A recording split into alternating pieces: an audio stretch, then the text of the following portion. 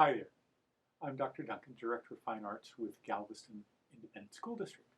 And I've got a couple instruments to show you today which function very, very similarly, though they are not the same and one did not develop from the other. They're independent developments of the same basic idea. And they work wonderfully, both in the two places which they were created for. The first one I'm going to show you is this little beastie. It's called a mountain dulcimer or an Appalachian dulcimer. It's very common in the United States as a folk instrument, having lived here for hundreds of years, literally in the Appalachian Mountains in the Cumberland Gap. It was brought here from England originally, and it's got a very simple setup. You've got a fretboard which has a box attached to it to resonate. So it's pretty simple that way.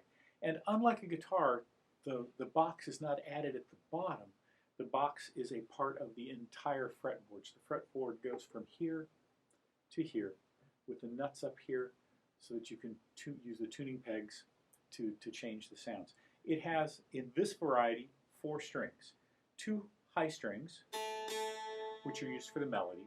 2 lower strings set here a fifth apart with a sound very much like a bagpipe sound, which is not unexpected in the Cumberland Valley, in the Appalachian Hill Countries, which gives us kind of a bagpipe sound. Like the bagpipe, it is not a chromatic instrument. It has whole step, half step, whole step, half steps. So it's like playing in a mode. If you only had the white keys available on the piano, you could only play in so many modes.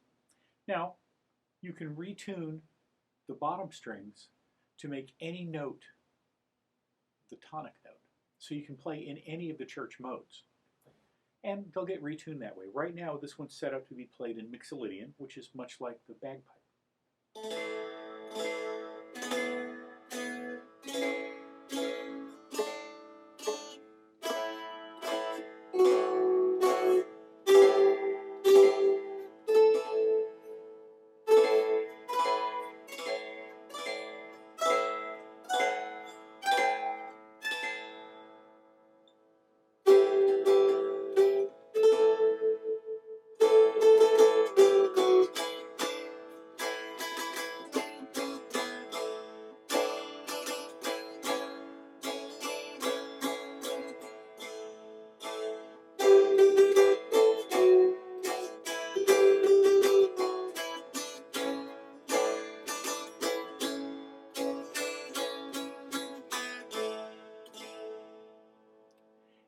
It's a remarkably easy instrument to play. It's a lot of fun to play. There was a very special version of this at one point in time that had 2 of these together. So you had one facing this way and one built on the same box facing the other direction. And that would be placed on the lap between 2 people and played together. And it was called the courting dulcimer. And what that was designed for was somebody who could come and visit someone else. So say a young man went to go visit a young girl, and they were courting one another, and they wanted to be able to have some time to be able to talk with one another, but their parents wanted to make sure they were not doing anything they weren't supposed to, so they could play duets together, and the parents knew that both of their hands were involved, and they could talk with one another without their parents hearing them, but their parents could be in the other room and know that they were doing the right thing. It's a lovely instrument. It is easily available here in the United States. You can get one at so many music stores. If you look up online, you'll find them all over the place. Played usually with a pick. Sometimes they can be hammered, which is kind of a neat sound. Some people will play with what they call a noter in their left hand, which keeps you from having the strings rub against your fingers. I still like having my fingers on the instrument at this point in time.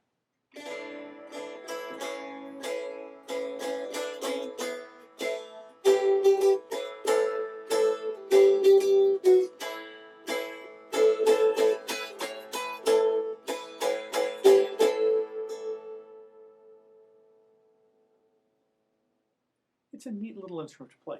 Now, related to it, very similar in size and very similar in the way that it actually works,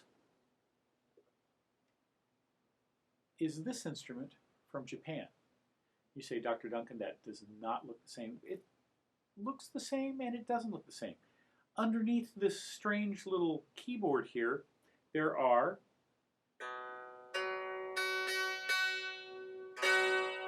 strings that run the entire length of the instrument. Underneath this is a fretboard almost exactly the same as that one, except that it is chromatic. Now, the thing that makes this one interesting is these typewriter keys that have been added to it, same style of keys from an old-fashioned mechanical typewriter, numbered and set up as if it were a keyboard. Now let me turn it around so you can see that. See, we have the black keys and the white keys, and they're in the same pattern they are in the piano.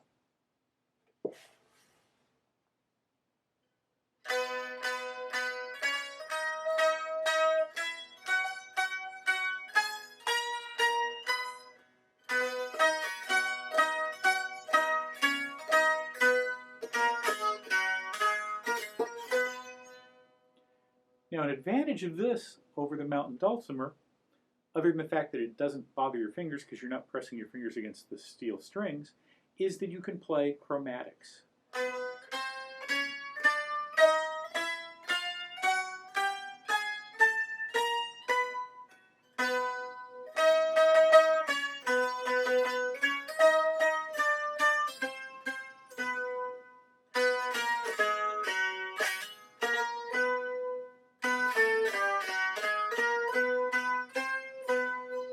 So you can play all of those interesting little sounds that the mountain dulcimer is just not capable of.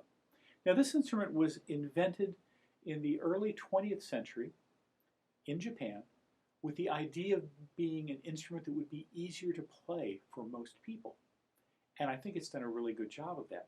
It's still around today, still used in a lot of places, and almost always now comes with electric pickups so that you can plug this in and use it just like you would an electric guitar. You can use pedals to affect its sound, you can put it in through amplification, and it's really quite a lovely little sound.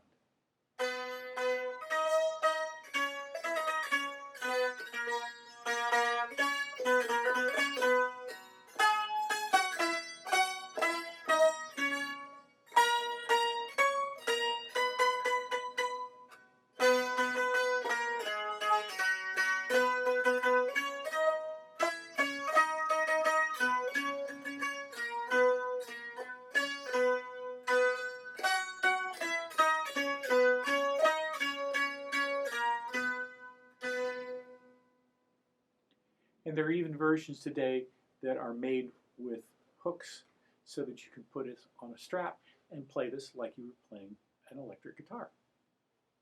Both instruments are considered folk instruments, and they're used by lots and lots of people. Now, you don't find the electric goto in nearly as many places, the Taishōgoto, outside of Japan. There are a couple of other countries that have picked it up and use it.